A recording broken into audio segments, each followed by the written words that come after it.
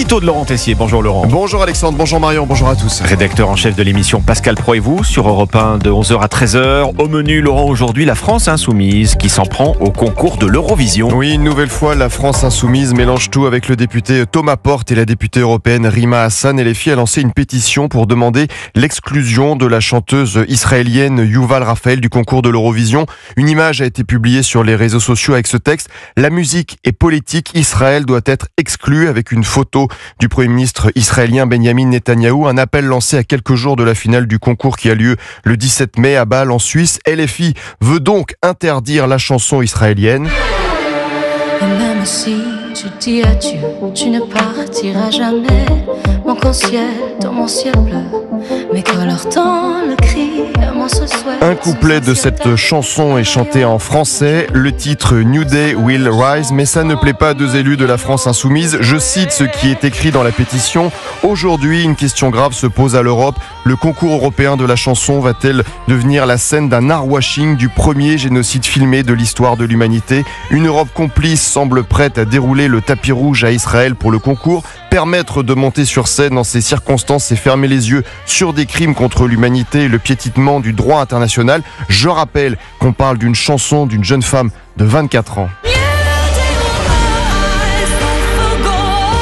Une jeune femme de 24 ans, rescapée, qui a survécu à la barbarie islamiste, à l'attaque terroriste du Hamas le 7 octobre 2023 au Festival Nova. 364 personnes ont été tuées. Elle a échappé au massacre en se cachant sous des cadavres dans un abri, en se faisant passer pour morte pendant plus de 8 heures. Mais la France insoumise aimerait donc l'empêcher de chanter à l'Eurovision en excluant Israël. LFI attise une nouvelle fois la haine à quelques jours du concours. L'année dernière, la chanteuse israélienne Eden Golan avait subi une énorme pression de la part de mouvements d'extrême gauche en Europe qui avaient même fait une vidéo pour demander son exclusion. La députée LFI Mathilde Panot avait participé. Des voix du monde entier s'élèvent pour exiger le cessez-le-feu, un effort collectif pour sauver l'humanité. Mais jusqu'à présent, l'Eurovision reste silencieux. Et résultat, l'an dernier, des milliers de personnes avaient manifesté en Suède, pays qui organisait l'Eurovision. Voilà ce qui s'était passé pour la chanteuse israélienne, souvenez-vous.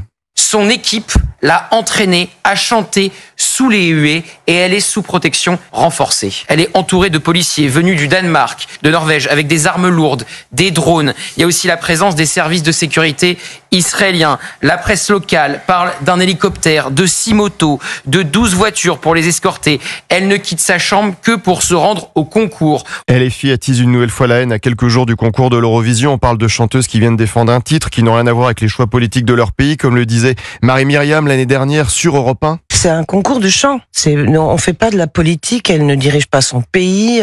Voilà, c'est un concours de chant. On est là pour la paix, pour l'amour, pour la bonne humeur, pour la musique. L'année dernière, Israël avait terminé à la 5e place de l'Eurovision. La meilleure réponse apportée à toute cette vague de haine contre de jeunes chanteuses. Je vous cite le refrain de la chanson israélienne qui sera interprétée le 17 mai en Suisse. Un nouveau jour se lèvera, la vie continuera, tout le monde pleure.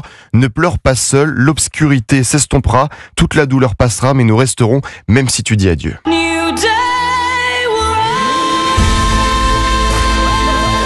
Voilà, à l'approche de l'Eurovision, puisque ça arrive, Laurent Tessier, dans 3 semaines, Pascal Pro et exactement. vous, voilà, dans 3 semaines seulement, Pascal Pro et vous à partir de 11h sur Europe 1. Laurent Tessier, à tout à l'heure.